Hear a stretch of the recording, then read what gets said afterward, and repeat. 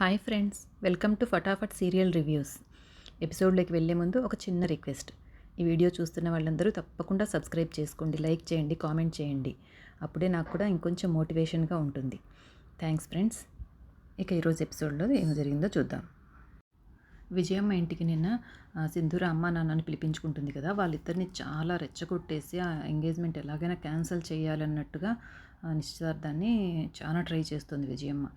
అసలు విజయమ్మ ప్రవర్తన ఏంటో, ఎందుకు అలా చేస్తుందో అర్థం కావడం లేదు. కానీ చెంచలమ్మ చూస్తే మాత్రం చాలా మంచిదానిలాగే అనిపిస్తుంది ఇంతవరకు మనం చూసిన స్టోరీలో అయితే. ఇలా చెప్తుందనమాట వాళ్ళమ్మ నాన్నతో, వాళ్ళని బాగా రెచ్చగొడుతూ మీ నిర్ణయం అడగకుండా మీరు ఏమనుకుంటున్నారో కూడా తెలియకుండా తన ఇష్ట ప్రకారం తన చెప్పిందే వినాలని అంటుందంటే మిమ్మల్ని ఒక బానిసల్లాగా తను అనుకుంటుందని మీకు అర్థం కావడం లేదా అని అంటుందన్నమాట. అప్పుడు సింధూర వాళ్ళ నాన్న, అలా కాదమ్మా, చెంచలమ్మ గారు చాలా పెద్ద మనిషి కదా, అందుకనే మేమేం మాట్లాడలేకపోయాము అని అంటాడు. పెద్ద మనిషి అయితే ఆవిడ ఏం చేసినా భరిస్తారా అని గట్టిగా అంటుంది. మీ కూతుర్ని తన ఇంటి కోడల్ని చేసుకుంటుంది కాబట్టి, మీకు చాలా ఆస్తులు రాసిచ్చింది కాబట్టి తను ఏం చేసినా కూడా మీరు ఎదురు చెప్పకుండా గమ్మునుండిపోయారు అని వాళ్ళని బాగా రెచ్చగొడుతుందన్నమాట. అప్పుడు సింధూర వాళ్ళమ్మ అదేం కాదండి అని ఇలా చెప్పబోతుంది. ఇప్పుడు సింధూర వాళ్ళమ్మని ఏమీ మాట్లాడనివ్వకుండా విజయమ్మే మాట్లాడుతూ ఉంటుందన్నమాట. పెళ్ళి కాకుండానే మీ కూతురుని తన ఇంటికి తీసుకెళ్ళింది, ఇలాంటిది ఎక్కడైనా చూసారా, విన్నారా అసలు ఎక్కడైనా మీరు అని వాళ్ళని చాలా రెచ్చగొడుతుంది. సాంప్రదాయాలు ఏవి పాటించకుండా, మీ అభిప్రాయం తెలుసుకోకుండా తను చెప్పిందే జరగాలంటుందంటే అది తను చెప్పింది ఎవరు కాదనరని పొగరు అని చెప్తుంది. తను ఏం చేసినా చెల్లుతుందని తన అహంకారం అని మీకు ఇంకా అర్థం కాలేదా అని బాగా వాళ్ళకు నూరిపోస్తుంది. అసలు చెంచలమ్మ గురించి మీకు ఏం తెలుసని మీ కూతుర్ని ఆమె వెంట పంపించారు. ఆమె ఇంట్లో వాళ్ళు కూడా చెంచలమ్మ ముందు మాట్లాడాలంటే వణికిపోతారు. తను ఏం చేస్తే అది చెల్లుతుందని ఆమె అహంకారం చూపిస్తుంది, ఎవ్వరు కూడా ఎదురు చెప్పలేరు అనేసి వాళ్ళకు లేనిపోని భయాలన్నీ చెప్తుందన్నమాట. మీరు మీ కూతుర్ని పంపించింది అత్తారింటికి కాదు, పులి బోనులోకి అని చెప్తుంది. అప్పుడు వాళ్ళ అమ్మ నాన్న హడలిపోతారు. మీ కూతురు ఆ ఇంట్లో కోడలిగా కాకుండా చెంచలమ్మ కాళ్ళ దగ్గర కట్టు బానిసలాగా మారిపోవాల్సి వస్తుంది. మీ బిడ్డ జీవితాన్ని మీరు కాపాడుకోవాల్సిన అవసరం తల్లిదండ్రులుగా ఎంతైనా ఉంది. మీరేం భయపడకండి. నన్ను కూడా ఆమె ఆహ్వానించింది నిశ్చితార్థానికి, కాబట్టి నేను కూడా మీకు అక్కడ మీ తరఫున మాట్లాడతాను, కాబట్టి మీరు ఈ సంబంధం మాకు ఇష్టం లేదని ఖచ్చితంగా చెప్పండి అని వాళ్ళకు బాగా బ్రెయిన్ వాష్ చేస్తుందన్నమాట. తర్వాత వాళ్ళు వెళ్ళిపోయాక విజయమ్మ భర్త విజయమ్మతో అంటాడనమాట, తన కొడుకు ఇష్టపడ్డాడు కాబట్టి చెంచలమ్మ ఆ అమ్మాయితో పెళ్లి చేస్తోంది, నువ్వు నీ శత్రుత్వాన్ని మనసులో పెట్టుకొని ఈ పెళ్లి చెడగొట్టడానికి చేస్తున్న పని నాకు నచ్చడం లేదు అని అంటాడు. అవునన్నట్టుగా వాళ్ళ కూతురు కూడా పక్కనే ఉండి తలూపుతుంది. సో ఇంట్లో అందరూ విజయమ్మ భర్త, విజయమ్మ కూతురు, విజయమ్మ తండ్రి అందరూ కూడా మంచి మనుషుల్లాగా ఉన్నారు, ఈ ఒక్క విజయమ్మ తప్ప. ఇక నెక్స్ట్ సీన్లో కార్తికేయ సింధూరకి ఒక గది చూపిస్తూ ఉంటాడనమాట. ఆ గదిలో అన్నీ కార్తికేయ చిన్నప్పటి నుండి ఇప్పటి వరకు తను వాడిన వస్తువులు, తను స్కూల్లో గెలిచిన కప్పులు, షీల్డ్స్, ఇవన్నీ కూడా ఉంటాయన్నమాట. తను ఆడుకున్న బొమ్మలు, తను ఏవేవైతే యూజ్ చేస్తాడో ఆ వస్తువులు, గోడ మీద అంతా వాళ్ళ అమ్మ కొడుకులవి అన్ని ఫొటోస్, ఈ విధంగా చాలా బాగా డెకరేట్ చేసి ఉంటుందన్నమాట. ఇవన్నీ మా అమ్మ నా వస్తువులు చిన్నప్పటి నుండి అన్నీ జాగ్రత్తగా అపురూపంగా దాచుకుంది ఇక్కడ అనేసి సింధూరకి చెప్తూ ఉంటాడు. సింధూర సంతోషంగా వింటుంది. చిన్నప్పుడు నేను ఈ బొమ్మలన్నీ కావాలని మా అమ్మని అడిగాను, వెంటనే మా అమ్మ కొని తెచ్చింది. ఇప్పుడు ఈ బొమ్మను కావాలని అడిగాను. తన అహంకారాన్ని, అవన్నీ హోదాను అన్నీ పక్కన పెట్టేసి నా మీద ఉన్న ప్రేమనే గెలిపిస్తూ నిన్ను తీసుకొచ్చింది అని సింధూరను చూపిస్తూ చిన్నగా అంటాడనమాట.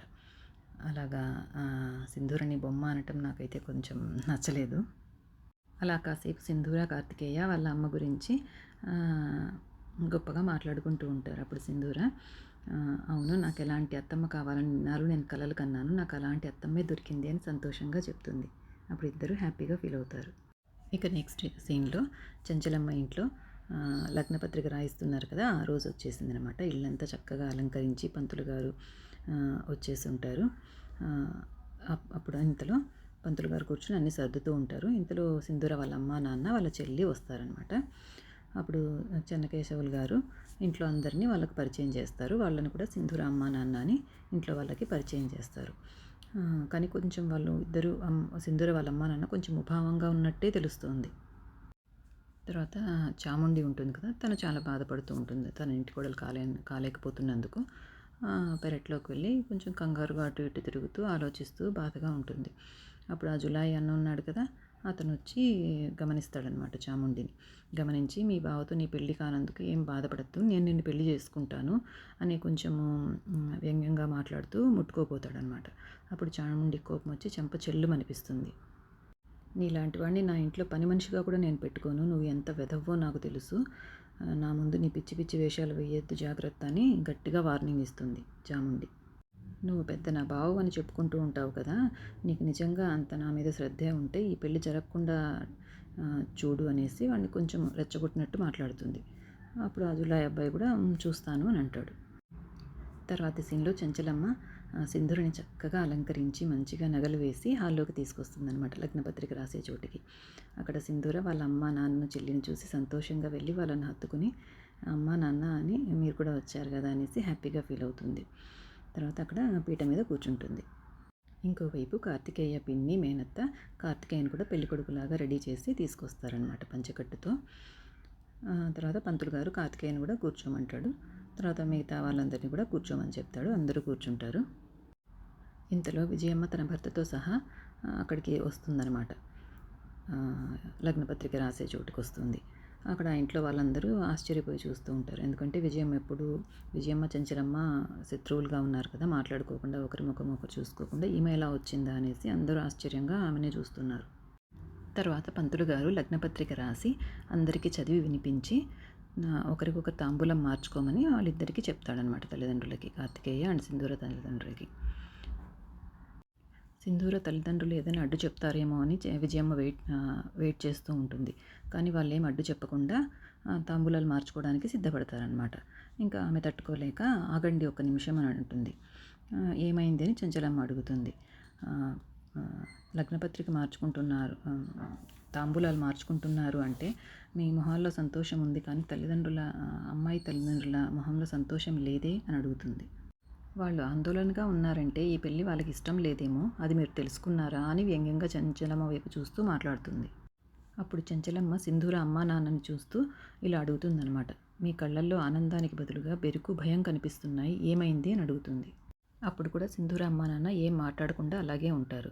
అప్పుడు విజయమ్మ కల్పించుకొని, చెప్పండి ఎందుకు అలా మౌనంగా ఉంటారు, మీకు ఒకవేళ ఇష్టం లేకుంటే చెప్పండి, మీ తరఫున మాట్లాడడానికి నేనున్నాను అని అంటుంది.